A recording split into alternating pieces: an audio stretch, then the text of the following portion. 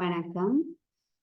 நாங்கள் இன்றைக்கு தரம் 7 கணிதத்துல 6வது பாடலகான காலம் தொடர்பாக படிக்க இருக்கிறோம். சென்ற வகுப்புல நாங்கள் 5வது பாடலகான சுட்டிகளை படிச்சு அந்த பாடலகை நிறைவு செய்துட்டு இப்ப நாங்கள் அதை தொடர்ந்து 6வது பாடலகான காலம் தொடர்பாக நாங்கள் படிக்க இருக்கிறோம். இந்த காலம் இந்த பாடப்பகுதியில நாங்கள் காலத்தை அளக்கக்கூடிய அலகுகள், அந்த அலகுகளுக்கு இடையிலான தொடர்பு, அடுத்ததாக காலம் தொடர்பான கூட்டல் கழித்தல்கள், இவை தொடர்பாக நாங்கள் படிக்கலாம். முதலாவதாக காலம். காலம் அப்படி என்றால் நாங்கள் ஏற்கனவே தரம் 6ல படிச்சிருக்கிறோம். தரம் 6ல காலம் அந்த பாடத்தை படிச்சிருக்கிறோம். காலம் என்னும் போது அந்த நேரத்தை அளக்கக்கூடிய அலகுகளாக நாங்கள் செகண்ட், நிமிடம், மணி என்ற மணித்தியாலம், நாள், மணித்தியாலம்,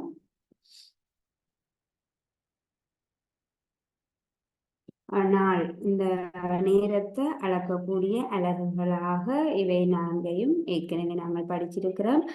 இந்த நேரத்தை அளக்கக்கூடிய அலகுகளுக்கு இடையில என்ன தொடர்பு என்றும் நாங்கள் ஏற்கனவே படிச்சிருக்கிறோம்.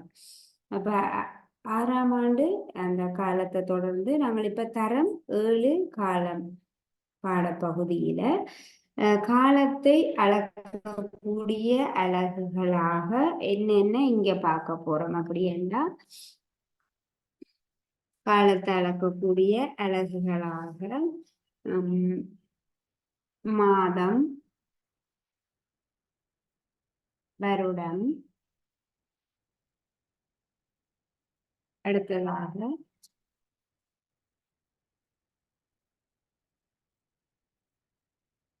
தசாப்தம்,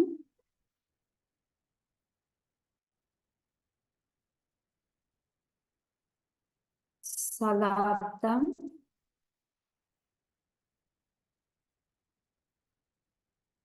சகாப்தம். நேரத்தை, இந்த காலத்தை அளக்கக்கூடிய அலகுகளாக தரம் 7ல நாங்கள் படிக்க போற அலகுகள் இதெல்லாம் மாதம், வருடம். மாதமும் வருடமும் நாங்கள் கேள்விப்பட்டிருக்கிறோம். இப்ப நேரம், செகண்ட், நிமிடம், மணித்தியாலம், நாள் போலவே மாதமும் வருடமும் எங்களுக்கு தெரியும். மாதம், ஒரு மாதம் அப்படி என்றால் எத்தனை நாட்களை கொண்டது ஒரு மாதம்? 30 அல்லது 31. பிப்ரவரி மாதத்தில் 28 நாட்கள், நெட்டாண்டாக இருந்தால் 29 நாட்கள். இவ்வாறு 28, 29, 30, 31 ஆகிய நாட்களை கொண்டதான் நாங்கள் ஒரு மாதம் அப்படி என்று சொல்லுவோம். சில நேரம் பிப்ரவரியில 28 நாட்கள் வரும். அதே நேரம் அந்த நெட்டாண்டாக இருந்தால் பிப்ரவரி மாதத்துல 29 நாட்கள் வரும். இல்லாட்டி சில மாதங்கள் 30 நாட்களாகவும் சில மாதங்கள் 31 நாட்களாகவும் இருக்கும். இப்ப மாதம் என்பது எங்களுக்கு தெரியும். ஒரு வருடத்துக்கு 12 மாதங்கள் இருக்குது. மாதத்துக்கும் வருடத்துக்கும் இடையிலான தொடர்பு உங்களுக்கு தெரியும். அதே போல நாங்கள் இப்ப பார்க்க போறது தசாப்தம் என்றா என்ன, சதாப்தம் என்றா என்ன, சகாப்தம் அப்படி என்றா என்னன்னு இப்ப நாங்கள் படிக்கலாம். முதலாவதாக தசாப்தம் அப்படி என்றா என்ன? தசாப்தம் என்றா என்ன? தசாப்தம் நீங்கள் எழுதி கொள்ளலாம். தசாப்தம் என்பது 10 வருடங்கள் கொண்ட காலப்பகுதி. 10 வருடங்கள் கொண்ட காலப்பகுதியைத்தான் நாங்கள் ஒரு தசாப்தம் என்கிறோம். 10 வருடங்கள் கொண்ட காலப்பகுதி.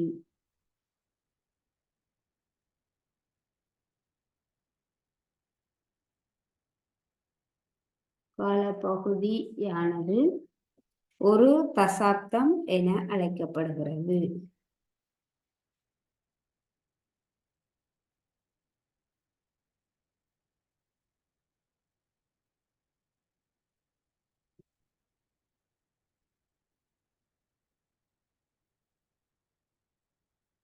தசாப்தம் என்றால் என்ன என்பதை நீங்கள் எழுதிக் கொள்ளலாம். 10 வருடங்கள் கொண்ட காலப்பகுதியினை நாங்கள் ஒரு தசாப்தம் என்கிறோம். மாதம் உங்களுக்கு தெரியும், ஒரு மாதம் என்றால் நாங்கள் கணக்கில் எடுக்கும்போது 30 நாட்கள். 30 நாட்களை கொண்டது ஒரு மாதம் என்கிறோம்.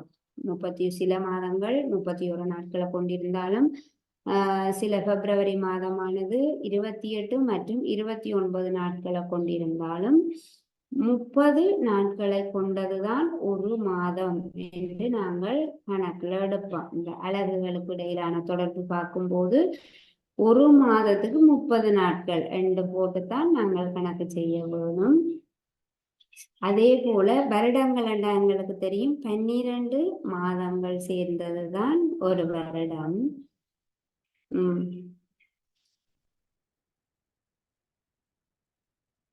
30 நாட்கள் கொண்டது ஒரு மாதம், 12 மாதங்களை கொண்டது ஒரு வருடம்.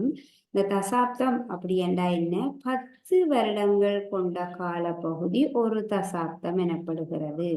அப்ப 10 வருடங்களைத்தான் நாங்கள் ஒரு தசாப்தம் என்கிறோம். 10 வருடங்கள் கொண்ட காலப்பகுதி ஒரு தசாப்தம் எனப்படுகிறது. இனி இந்த தசாப்தம் எவ்வாறு இந்த தசாப்தத்தை நாங்கள் கணக்கிடுவது அப்படின்னு பார்ப்போம்.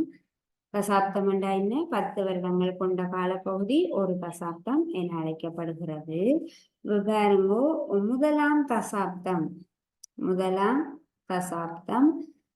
எந்த வருஷத்துல தொடங்கி இருக்கும் தெரியும். நாங்கள் இப்ப தற்போது நாங்கள் நடைமுறையில இருக்கக்கூடிய வருஷங்கள் எல்லாம் கிபி, அதாவது கிறிஸ்து பிறப்பதற்கு பின்னரான காலப்பகுதி என்று நாங்கள் கணிச்சு கொண்டு வரோம். அப்ப முதலாம் தசாப்தம் கிபியில எவ்வாறு இருந்திருக்கும் அப்படி என்றால், கிபி கிறிஸ்து பிறப்பதற்கு பின்னர் கிபி 1 தொடக்கம் கிபி 10 வரையுள்ள காலப்பகுதி என்னவாயிருந்திருக்கும்? முதலாம் தசாப்தம். தசாப்தம் என்றா என்ன? 10 வருடங்கள் கொண்ட ஒரு காலப்பகுதி. அப்ப முதலாம் தசாப்தம் இங்க தொடங்கி இருக்க வேணும் கிபி 1ஆம் வருஷத்துல இருந்து, கிபி 1ல இருந்து கிபி 10 வரையான முதலாம் வருஷத்துல இருந்து கிபி 10ஆம் வருடம் வரையான காலப்பகுதி தான் முதலாம் தசாப்தம். இப்ப 2ஆம் தசாப்தம் எப்படி இருந்திருக்கும்? 10 வருஷத்துக்கு பிறகு. அப்ப கிபி 11ஆம் வருஷத்துல இருந்து கிபி 20வது வருஷம் வரையான காலப்பகுதி 2ஆம் தசாப்தமாக இருந்திருக்கும். இவ்வாறு 10 வருடங்கள் கொண்ட காலப்பகுதியே தசாப்தம், ஒரு தசாப்தமாக நாங்கள் தசாப்தம் என்னும் அழகினால் அழைக்கப்பட்டு வருகிறது. 10 வருடங்கள் கொண்ட காலப்பகுதியை தசாப்தம் என நாங்கள் அழைக்கிறோம். அப்ப நாங்கள் இந்த தசாப்தத்துல கேள்வி வந்தா எவ்வாறு செய்கிறது அப்படின்னு பார்ப்போம். தசாப்தத்துல பாருங்க, கிபி தசாப்தம் தொடர்பான கேள்வி 1856ஆம் ஆண்டு 1856ஆம் ஆண்டு எத்தனையாம் தசாப்தத்தை சார்ந்தது?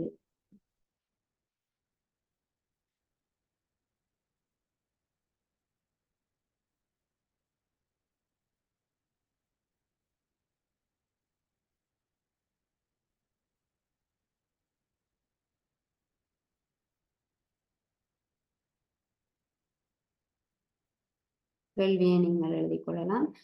1856ஆம் வருடம் எத்தனையாம் தசாப்தத்தை சேர்ந்தது? அப்ப முதலாம் தசாப்தம் என்றால் கிபி 1 தொடக்கம் 10 வரையான வருடம் முதலாம் தசாப்தம். 11 தொடக்கம் 20 வரையான காலப்பகுதி 2ஆம் தசாப்தம்.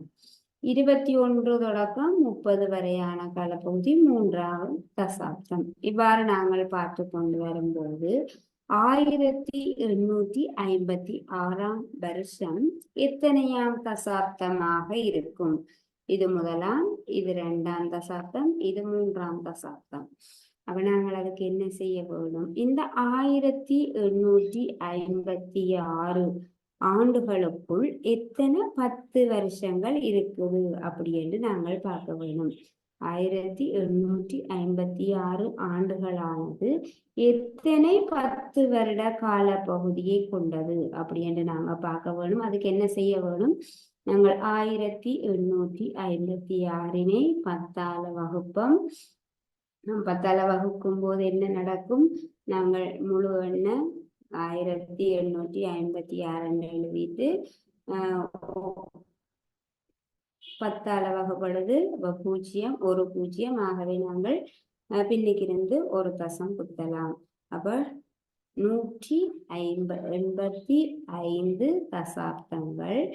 அதே நேரம் பின்னுக்கு உங்களுக்கு 185 வருடங்களும் அங்கால 6 வருடங்களும் இருக்குது. நாங்கள் எப்படி வகுப்போம்? 1856 10ஆல வகுப்போம், 10 வருடங்களால வகுப்போம். 18ல 10 ஒரு முறை, மீதி 8, அடுத்தது 5 இறக்குவோம். 85ல 10 8 தடவை 80, மீதி 5 இறக்குவோம். 5 6 இறக்குவோம் 56. 56ல 10 5 தடவைகள் 50. ஆகவே மீதியாக 6 வருடங்கள் வருது. இப்ப 185 10 வருடங்கள் இருக்குது. அதே நேரம் அடுத்து 6 வருடங்கள் மீதியாக இருக்குது. ஆகவே நாங்கள் என்ன செய்ய வேணும்? 185 தசாப்தங்கள் முடிஞ்சு அடுத்து தசாப்தம் தொடங்கி இருக்கிறது. ஆகவே நாங்கள் எத்தனையாவது தசாப்தம் என்று எழுத வேணும்? 186ஆம் தசாப்தத்தை சேர்ந்தது என நாங்கள் விடையை எழுதுவோம். கேள்வி விளங்குதாண்டு பாருங்கோ. 1856ஆம் ஆண்டு எத்தனையாம் தசாப்தத்தை சேர்ந்தது என்று கேட்டிருக்குது. தசாப்தம் என்றா என்ன? 10 வருடங்கள் கொண்ட கால பகுதியைத்தான் நாங்கள் ஒரு தசாப்தம் என்கிறோம். ஆகவே தரப்பட்ட இந்த வருஷத்துக்குள்ள எத்தனை 10 வருடங்கள் அடங்குது, எத்தனை 10 வருடங்கள் உள்ளன என்று நாங்கள் பார்க்கிறோம். ஆகவே 10ஆல வகுக்கிறோம். தரப்பட்ட வருடத்தை 10ஆல வகுக்கிறோம். வகுக்கும் போது 185 ஈவாகவும் 185 தசாப்தங்கள் இருக்குது. அதே நேரம் மீதியாக 10 வருடம் இல்ல, 10 வருடம் பூர்த்தி அடையாமல் 6 வருடங்கள் இருக்குது. 185 தசாப்தங்கள் முடிஞ்சு மீதியாக 6 வருஷங்கள் இருக்குது. அப்ப ஒரு வருஷம் முடிஞ்சு அடுத்த வருஷம் தொடங்கிட்டா அடுத்த தசாப்தத்துக்குள்ள வந்துடும். ஆகவே நாங்கள் என்ன செய்வோம்? 185வது தசாப்தம் முடிஞ்சு 6ஆவது வருடம் வந்துட்டு. ஆகவே நாங்கள் தசாப்தம் எத்தனையாம் தசாப்தமாக இருக்கும்? 186ஆம் தசாப்தமாக இருக்கும் என எழுத வேணும். இவ்வாறு வகுக்கும் போது மீதியாக 0 வந்தால் நாங்கள் 185ஆம் தசாப்தம் என்று எழுதுவோம்.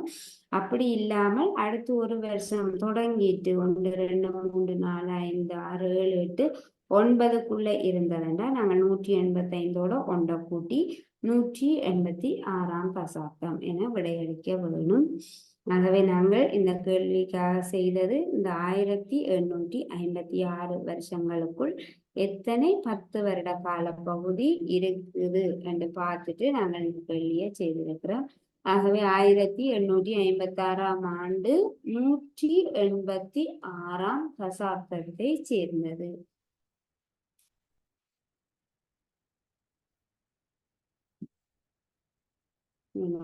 இதை எழுதிக் கொள்ளலாம்.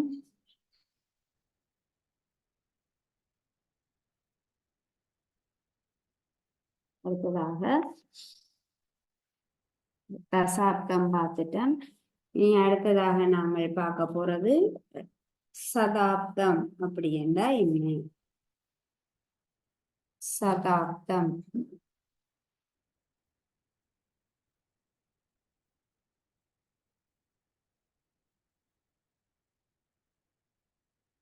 சதாப்தம் என்றா என்னன்னு பார்க்கிறோம். சதாப்தம் அப்படி என்றா என்ன? 100 வருடங்கள் கொண்ட காலப்பகுதி.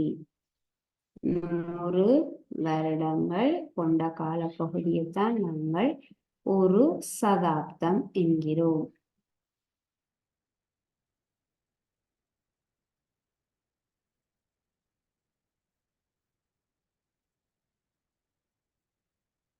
100 வருடங்கள் கொண்ட காலப்பகுதி ஒரு சதாப்தம் எனப்படுகிறது.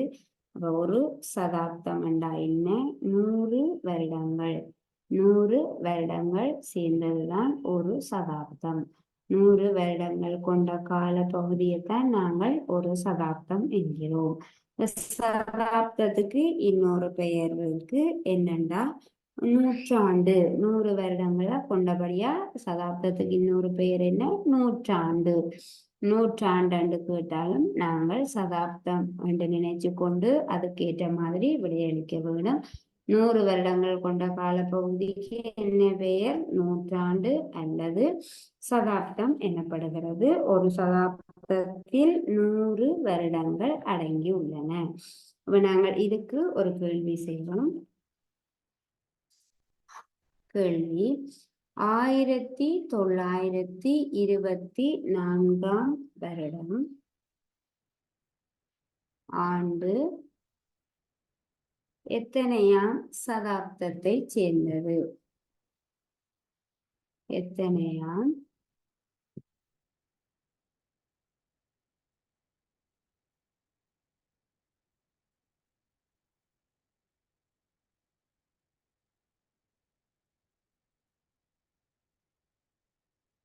1924 ஆண்டு எத்தனையாம் சதாப்தத்தை சேர்ந்தது? அந்த 1924 வருடம் எத்தனையாம் சதாப்தம்? எங்களுக்கு என்ன தெரியும்? 1 தொடக்கம் 100 வரையான வருடங்கள் முதலாம் சதாப்தம்.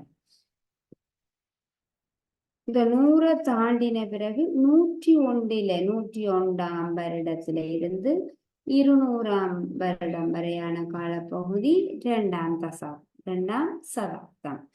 ஆகவே அப்ப நாங்கள் என்ன செய்ய வேணும்? 1924 ஆண்டுகளுக்குள்ள எத்தனை 100 வருடங்களை கொண்ட காலப்பகுதி இருக்குன்னு பார்க்க போறோம். இத்தனை 100 வருடங்கள் அடங்கியுள்ளன என்று நாங்கள் பார்க்க போறோம். ஆகவே என்ன செய்யலாம்? 1924 100ஆல வகுப்போம். 100ஆல வகுக்கும் போது 1க்குள்ள 100 அடங்காது, 9க்குள்ள 19க்குள்ள 100 அடங்காது. ஆகவே 192 எடுத்து பார்ப்போம். 192க்குள்ள 100 எத்தனை தடவைகள் இருக்கும்? ஒரு தடவை. 100 100. மீதி எத்தனை? 192ல இருந்து 100 கழிச்சோம்னா 92. அடுத்ததாக 4 இறக்குவோம். 924. 924ல எத்தனை 100கள் இருக்கின்றன? 9 100கள். ஆகவே 900. அப்ப மீதியா என்ன வருது? 24 வருது. 1924 100ஆல வகுக்கும் போது 19 ஈவு மீதி 24. ஆகவே 1924ஆம் ஆண்டு எத்தனையாம் சதாப்தத்தை சேர்ந்ததாக இருக்கும்? 19வது சதாப்தம் முடிஞ்சு அடுத்த சதாப்தம் நடந்து கொண்டிருக்கிறது. 24 வருடங்கள் மீதியாக இருக்குது. பாருங்க, மீதியாக என்ன இருக்குது? மீதியாக 24 வருடங்கள் இருக்குது.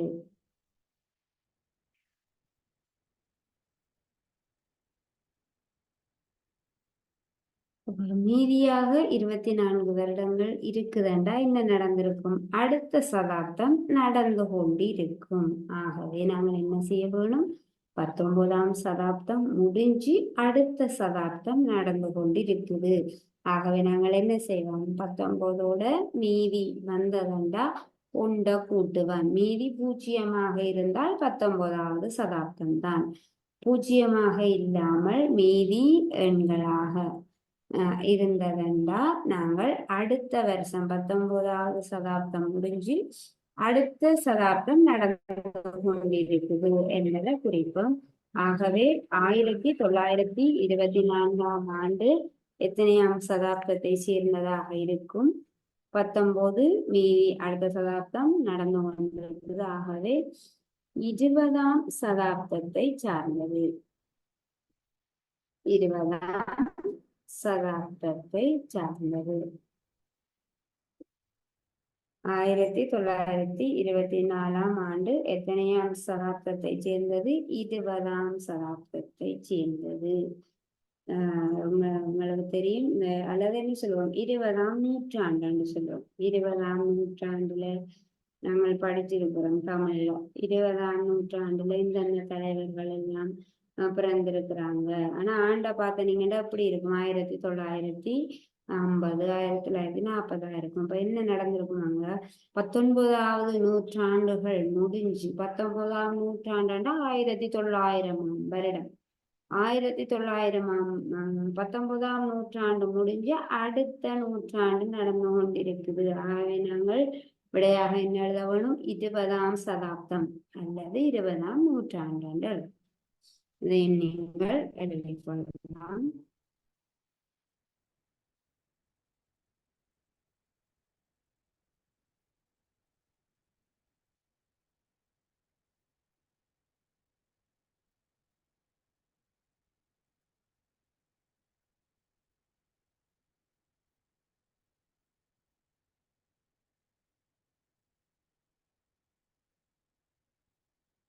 அடுத்த கேள்வி. அடுத்தது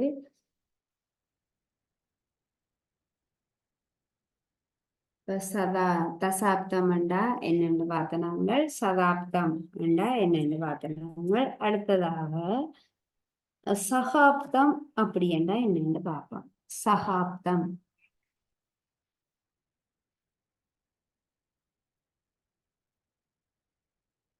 சகாப்தம் என்றா என்னென்று பார்ப்போம். சகாப்தம் என்றா, தசாப்தம் என்றா 10 வருடங்கள் கொண்ட காலப்பகுதி. சதாப்தம் என்றா 100 வருடங்கள் கொண்ட காலப்பகுதி. அடுத்ததாக சகாப்தம்.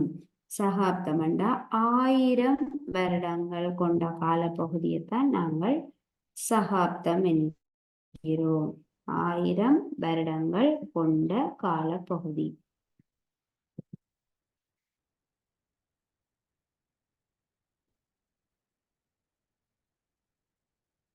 1000 வருடங்கள் கொண்ட காலப்பகுதி ஒரு சகாப்தம் எனப்படுகிறது. ஆகவே 1000 தொடர்பு நாங்கள் என்னென்று எழுதலாம்? 1000 வருடங்கள் சமன் ஒரு சகாப்தம் ஆகும். 1000 வருடங்களைத்தான் நாங்கள் என்ன சொல்றோம்? 1000 வருடங்கள் சேர்ந்ததுதான். 1000 வருடங்கள் வரையான ஒரு காலப்பகுதியைத்தான், 1000 வருடங்கள் கொண்ட காலப்பகுதியைத்தான் நாங்கள் ஒரு சகாப்தம் என்கிறோம். சகாப்தத்துக்கும் நாங்கள் கேள்வி எழுதலாம். நாங்கள் இப்ப இருக்கிற வருஷம் 2024. 2024ஆம் ஆண்டு கேள்வி எழுதும்போது எத்தனையாம் சகாப்தத்தை சார்ந்தது? எத்தனையாம் சகாப்தத்தை சார்ந்தது?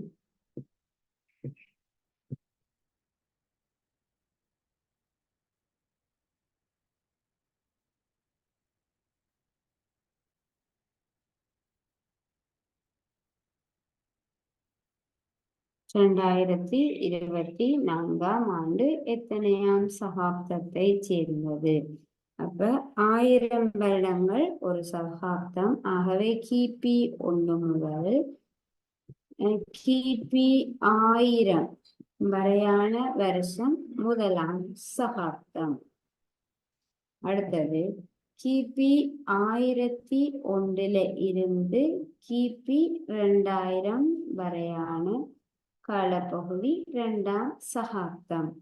நாங்கள் அடுத்ததா இங்க இருக்கிறோம். கிபி 2001 இருந்து கிபி 3000 வரையான காலப்பகுதியை என்று சொல்லுவோம் 3ஆம் சகாப்தம் என்று சொல்லுவோம். ஆகவே இது 2024ஆம் ஆண்டு 3ஆம் சகாப்தத்தை சார்ந்தது.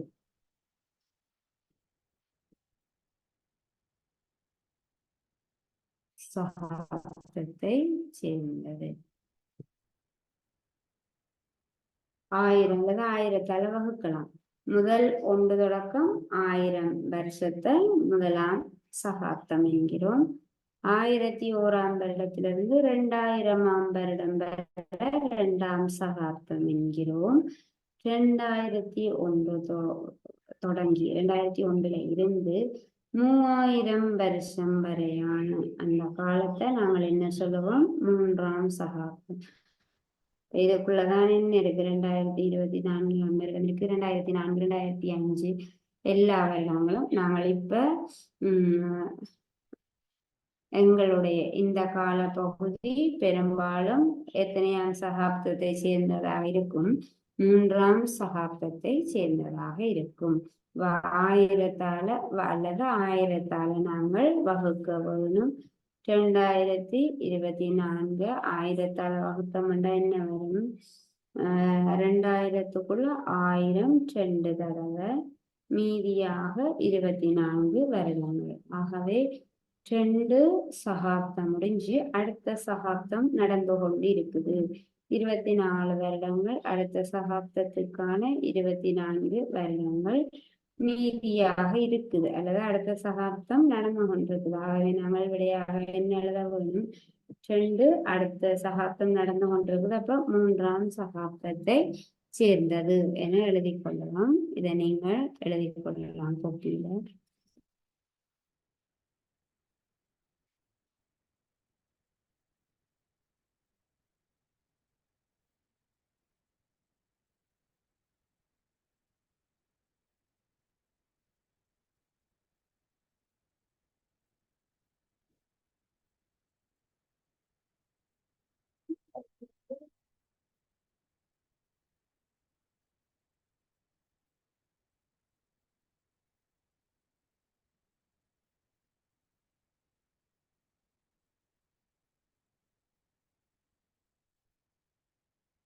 பிள்ளைகள் நாங்கள் இப்ப காலத்தை அளக்கக்கூடிய 3 அலகுகளான சகாப்தம், தசாப்தம், சகாப்தம் 3ஐயும் நாங்கள் பார்த்திருக்கிறோம்.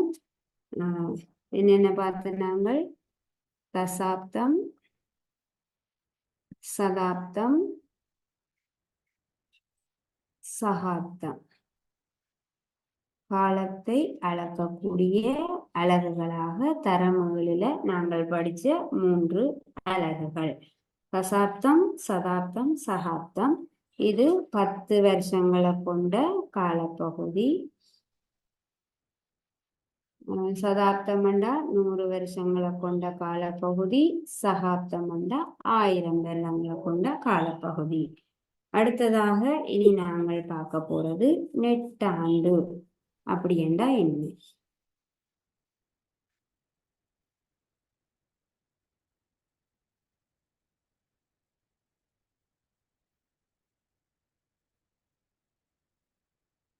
நெட்டாண்டு அப்படி என்றா என்னன்னு பார்ப்போம். நெட்டாண்டு அப்படி என்றா என்ன? அதாவது நீங்கள் மாதங்களை ஒருக்கா ஞாபகப்படுத்தி பாருங்க. மாதங்கள் 12. 12 மாதங்கள்ல முதலாவது ஜனவரி மாதத்துல எத்தனை நாட்கள்?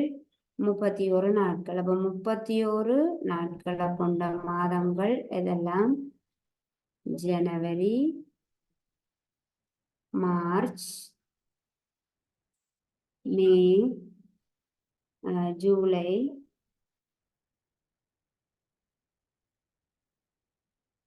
ஆகஸ்ட்,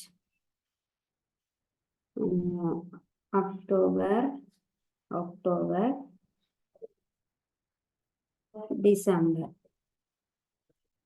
இந்த 7 மாதங்களும் 31 நாட்களை கொண்ட மாதங்கள். அடுத்து 30 நாட்களை கொண்ட மாதங்கள் என்னென்ன மாதம் எல்லாம் 30 நாட்களை கொண்டதாக இருக்கும்? April, June, September, November. இந்த 4 மாதங்களும் 30 நாட்களை கொண்ட மாதங்கள். அடுத்தது 28 நாட்களை கொண்ட மாதம் இது பிப்ரவரி. பிப்ரவரி மாதம் 28 நாட்களை கொண்டதாக இருக்கும்.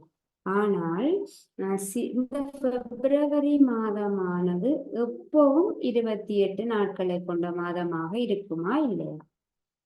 ஒரு எல்லா வருஷத்திலையும் பிப்ரவரி மாதம் 28 நாட்களை கொண்ட மாதமாகவா இருக்கும்?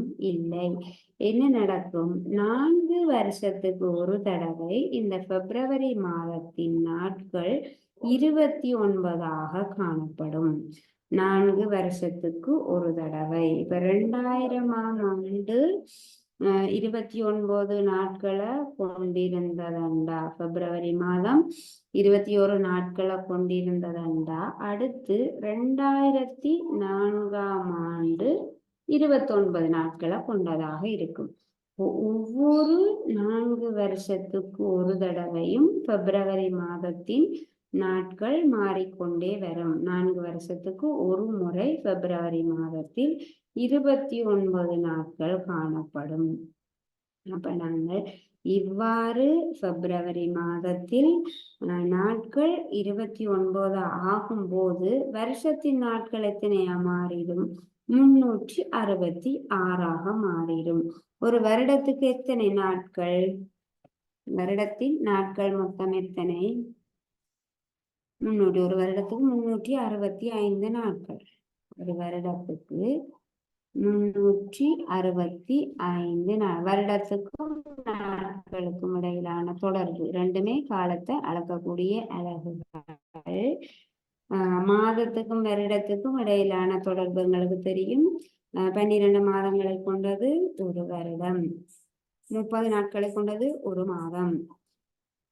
அதே நேரம் 365 நாட்களை கொண்டது ஒரு வருடம். ஆனால் இந்த சில நேரங்களில் 4 வருடத்திற்கு ஒரு முறை என்ன நடக்கும்? பிப்ரவரி மாதத்துல 28 நாட்களுக்கு பதிலாக 29 நாட்கள் காணப்படும். அந்த நேரத்துல ஒரு வருடத்தின் நாட்கள் எத்தனையாக மாறிடும்? 366 நாட்களாக மாறிவிடுகிறது. ஏனென்றால் பிப்ரவரியில 28 இருக்கும் போதுதான் எங்களுக்கு பிப்ரவரியில 28 7 மாதங்கள் 31 நாட்களையும் 4 மாதங்கள் 30 நாட்களையும் 7 மாதங்கள் 31 நாட்களை கொண்டது. 4 மாதங்கள் 30 நாட்களை கொண்டது ஒரு மாதம். பிப்ரவரி மாதம் மட்டும் 28 நாட்களை கொண்டதாக இருக்கும் போது வருடத்தின் மொத்த நாட்கள் எத்தனை? 365 நாட்கள். ஆனால் இந்த 4 வருடத்திற்கு ஒரு முறை என்ன நடக்கும்? பிப்ரவரி மாதத்தின் நாட்களானது 29 நாட்களாக காணப்படுகிறது. ஆகவே பிப்ரவரியில 28லிருந்து 29 ஒரு நாள் கூடும்போது என்ன நடக்கும்? வருடத்தின் மொத்த நாட்களையும் ஒரு நாள் கூடுது. 365 நாட்களாக இருந்த ஒரு வருடமானது 366 நாட்கள் ஆகிறது. இந்த வருடத்தை நாங்கள் என்ன சொல்றோம்? நெட்டாண்டு என்கிறோம். இவ்வாறு 366 நாட்களை கொண்ட வருடம் எப்பெல்லாம் வருமோ அந்த வருடத்தை தான் நாங்கள் என்ன சொல்றோம்? நெட்டாண்டு என்கிறோம். மாதத்தில் அந்த நேரம் பிப்ரவரி மாதத்துல எத்தனை நாட்கள் இருக்கும்? 29 நாட்கள் இருக்கும். பிப்ரவரி மாதத்தில் 29 நாட்களை கொண்ட ஒவ்வொரு ஆண்டிலும் உள்ள மொத்த நாட்களின் எண்ணிக்கை 366 இருக்கக்கூடிய அந்த வருஷத்தை தான் நாங்கள் என்ன சொல்றோம், நெட்டாண்டு என்கிறோம். 366 நாட்களை கொண்ட வருடம் நெட்டாண்டு எனப்படுகிறது. அந்த வருடத்தில் பிப்ரவரி மாதத்தின் நாட்கள் 29 காணப்படும். இந்த வருடம்தான் நெட்டாண்டு. ஒரு வருஷத்தின் நாட்கள், ஒரு வருஷத்துல இருக்கக்கூடிய நாட்களின் எண்ணிக்கை 366 இருந்தால் அந்த வருஷத்தை நாங்கள் என்ன சொல்றோம், நெட்டாண்டு என்கிறோம். அந்த வருடத்தில் பிப்ரவரி மாதத்தின் நாட்களின் எண்ணிக்கை 29 இருக்கும். பிப்ரவரியில 29 இருக்கும். வருஷத்துல 366 நாளாக இருக்கக்கூடிய இந்த வருஷம் நெட்டாண்டு எனப்படுகிறது. அடுத்து இந்த நெட்டாண்டு நாங்கள் எவ்வாறு காண்றது, இந்த ஒரு வருஷம் நெட்டாண்டு ஆகுமா இல்லையா அப்படின்னு நாங்கள் எவ்வாறு காண்றது என்பது தொடர்பாக நாங்களுக்கு பார்க்கலாம். அதாவது 2004 ஆண்டு நெட்டாண்டு ஆகுமா, காரணத்துடன் விளக்குக என்று எங்களுக்கு கேள்வி வரும். 2004 ஆண்டு நெட்டாண்டு ஆகுமா, காரணம் என்ன, காரணத்துடன் விளக்குக அப்படின்ட்டு கேள்வி வரும். இப்ப நாங்கள் என்ன செய்ய வேணும், நெட்டாண்டு ஆகுமா இல்லையா என்று பார்க்கறதுக்கு ஒரு தந்திருக்கக்கூடிய வருஷமானது 100 மடங்காக இருந்தால் 100 மடங்காக இருந்தால் என்ன செய்ய வேணும், 400ஆல நாங்கள் வகுத்து பார்க்க வேணும். வகுத்து பார்க்கும்போது மீதி இல்லாம இருந்ததுண்டா அந்த வருஷம், மீதி பூஜ்ஜியமாக இருந்ததுண்டா அந்த வருஷம் நெட்டாண்டு. அப்படி இல்லாட்டி தரப்பட்டிருக்கக்கூடிய வருடமானது 100 மடங்கு அல்லாத ஒரு வருடமாக இருந்தால் அந்த வருடத்தை நாங்கள் 4ஆல வகுத்து பார்க்கும்போது மீதியின்றி வகுப்பட்டால் அந்த வருடமானது நெட்டாண்டு ஆகும். நெட்டாண்டு ஆகுமா இல்லையாண்டு நாங்கள் எவ்வாறு கணிக்கிறது, தரப்பட்டிருக்கக்கூடிய வருடத்தை அவதானிக்க வேணும். அந்த வருடமானது 100 மடங்காக இருந்தால் நாங்கள் அதை வேற மாதிரி செய்ய வேணும். 100 மடங்காக இல்லாட்டி அந்த வருஷத்தை நாங்கள் 4ஆல வகுத்து பார்க்க போறோம். 4ஆல வகுக்கும் போது மீதியின்றி அந்த வருடமானது 4ஆல் வகுக்கும் போது மீதியின்றி வகுபடுமாக இருந்தால் அந்த வருஷத்தை நாங்கள் நெட்டாண்டு என உறுதியாக கூற முடியும்.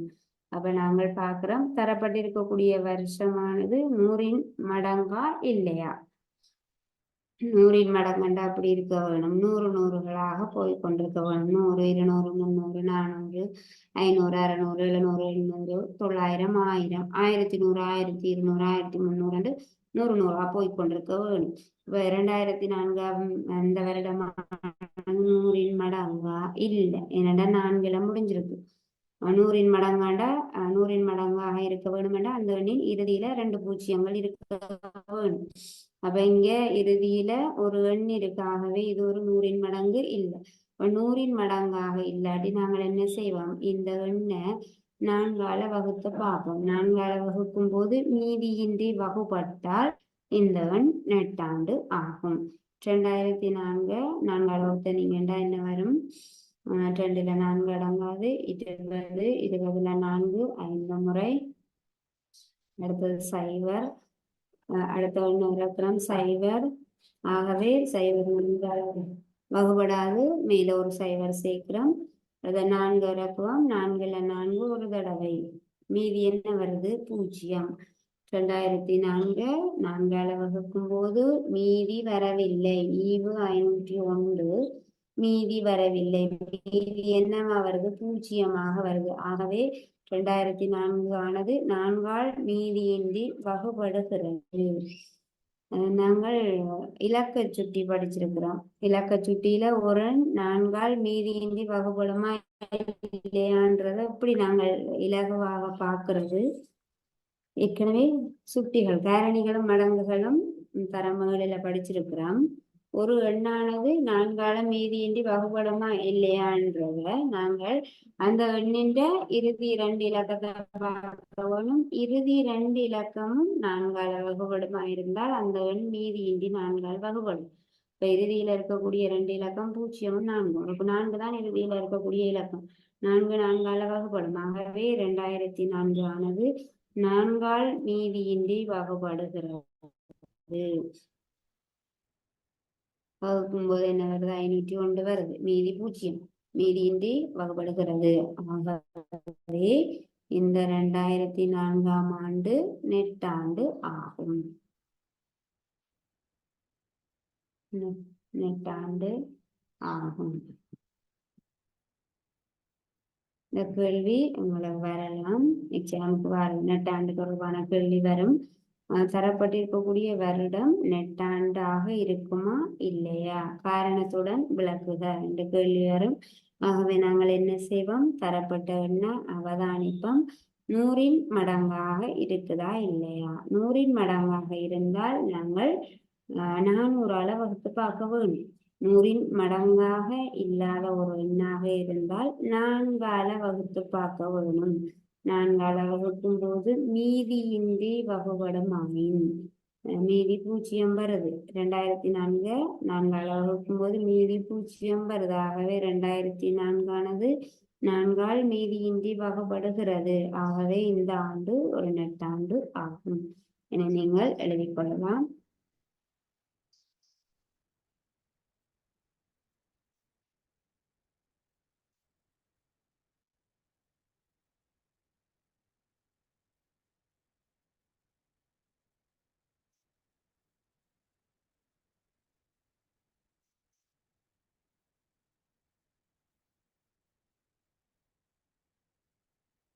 அடுத்த கேள்வி இதே மாதிரி 100இன் மடங்கு வார மாதிரி ஒரு ஆண்டு பார்ப்போம்.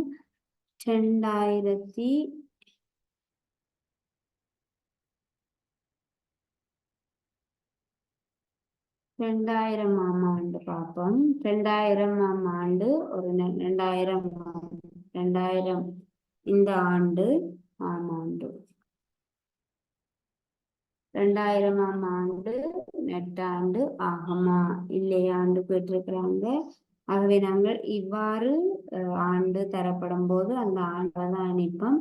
அந்த ஆண்டானது 100இன் மடங்காக இருந்தால் நாங்கள் அதனை 400ஆல வகுத்து பார்க்க வேணும். இப்ப 2000 என்பது 100இனுடைய ஒரு மடங்கு. இறுதியில 2 0 இருக்குது. ஆகவே 100இன் மடங்கு 2000 நாங்கள் 400ஆல வகுப்போம். 400ஆல வகுக்கும் போது என்ன கிடைக்கும்? 2400ஆல என்னென்று வகுப்பீங்க? 0 நீக்கிறதன் மூலம் வகுக்கலாம். இந்த 0க்கு இந்த 0 நீக்குங்க. இந்த 0க்கு இந்த 0. 20 4ஆல வகுத்தனீங்கன்னா 5. மீதி வர இல்லை. மீதி 0. ஆகவே 2400ஆல வகுக்கும் போது 5 வகுபடுகிறது. மீதி இல்லை. ஆகவே இந்த ஆண்டு 2000ஆம் ஆண்டு நெட்டாண்டு ஆகும். நெட்டாண்டு ஆகும். தரப்பட்ட ஆண்டானது வருஷமானது 100இன் மடங்காக இருந்தால் 400ஆல வகுத்து பார்க்க வேணும். மீதி வராட்டி நெட்டாண்டு ஆகும். தரப்பட்டிருக்கக்கூடிய வருஷம் 100இன் மடங்காக இல்லாட்டி நாங்கள் 4ஆல வகுக்க வேணும். மீதி 0ஆக இருந்தால், மீதியின்றி வகுபட்டால் அந்த ஆண்டு நெட்டாண்டு ஆகும். ஆகவே பிள்ளைகள் நாங்கள் இதை எழுதி கொள்ளுங்கோ. இதோட இந்த தரமொழி வகுப்பை நாங்கள் நிறைவு செய்வோம். மீண்டும் இதன் தொடர்ச்சியை நாங்கள் அடுத்த வகுப்புல பார்க்கலாம். தேங்க்யூ பிள்ளைகள்.